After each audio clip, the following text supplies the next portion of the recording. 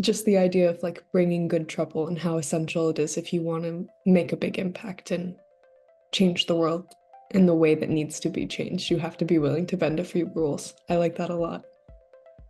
You've heard the term good trouble, of course, I'm sure. John Lewis. Mm. And you know his story? I don't know too much about his story. I've read some, but do you have a tidbit for me? Well, if you think about it, he and Jesse Jackson and that whole group of leaders, um, where did they come from? They were young people who stepped into the civil rights movement at the right time. So he was with SNCC in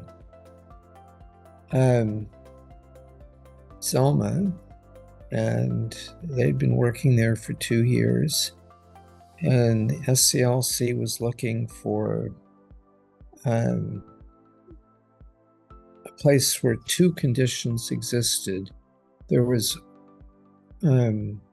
already existing groups that were organized, and the movement could count on being disciplined. And there were two churches in Selma that met that criteria. And then the other criterion was that the sheriff had to be a knee-jerk jerk. And so the famous conversation, SCLC to SNCC, is Jim Clark like Bull Connor or like the sheriff in Albany? And they said Bull Connor, and that was it. I mean, there are lots of nothing little places in that part of the world. They chose Selma because of those two preconditions. And then SNCC got pretty upset because SCLC came in and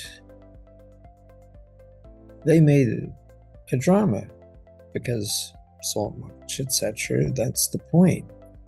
You need to have an anecdotal story that will play on the news every day for 6 months or 9 months. And people tune in and out, but they always get the story. And the underlying soap opera is growing. And when the population is going through this sort of transition, they need the daily anecdote. And the press knows that that's something that their readers or viewers want.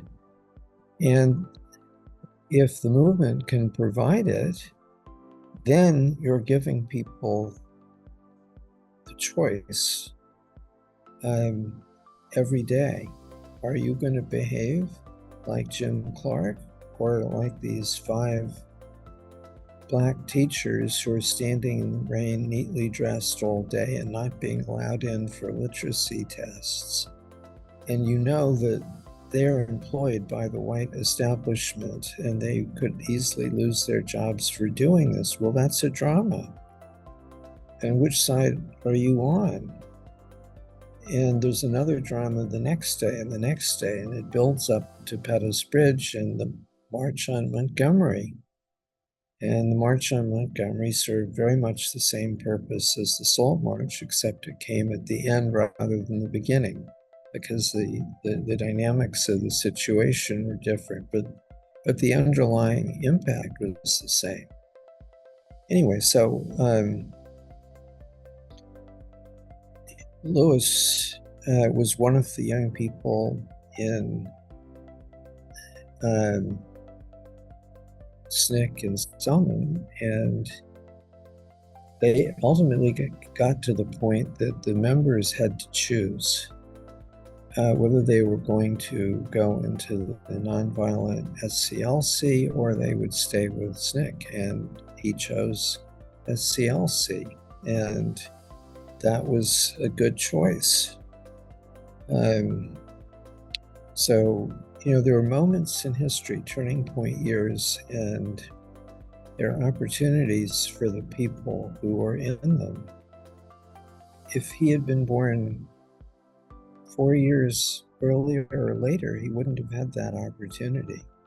But he had it in him to respond to it and stay with it courageously. And then, he was a national name. And, you look closely at that generation of leaders, you'll see that that's where a very high proportion of them come from.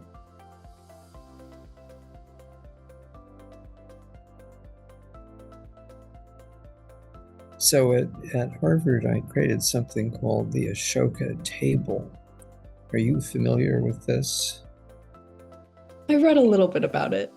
You brought in business leaders and maybe not as many social entrepreneurs, but people that had a lot of power in changing national conversation and had conversations with other students to teach them what the greater ins and outs of these systems were. It was heavily, there was some business, but it was more the whole array of society, Department of Sanitation, religious leaders, the whole lot. And obviously at that time, civil rights was very important. And so it was very much there. So yes, and one of the wonderful things is that this is the power of people in their teens. Adults have this powerful young people connect with adults in a way that is deeply evolutionary, biological. And they ask, and the adults come. It's just, and they're moved. So it's a very, very powerful dynamic, and it's one of the reasons Ashoka Young Changemakers is so powerful. So you had the power to draw those people to that set of conversations. It's a very special power. And always has a massive ripple effect, I like to think. Not just on organizers, but everyone that gets to talk to them directly and realize, like, these are really big problems that we're working to overcome, but there's something that you can be a part of and you have the power to tackle. It was a very fulfilling time in my life, for sure.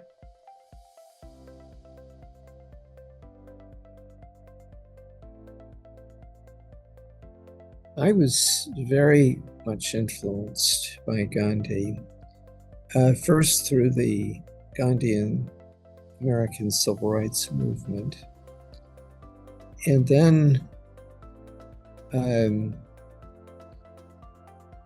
thanks to Bayard Rustin, among others,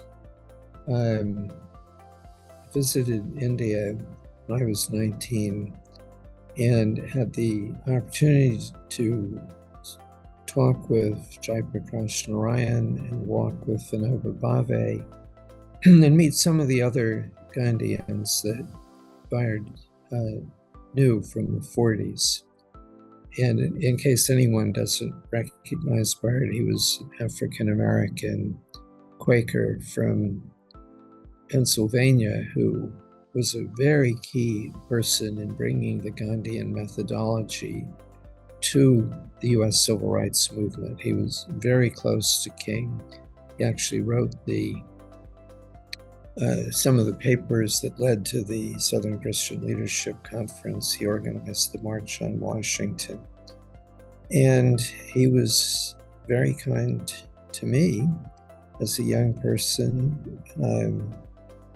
And Ashoka got started very much influenced by those conversations. So we are a Gandhian movement, and I think we're in a Gandhian moment of history. So thank you for your contributions to that.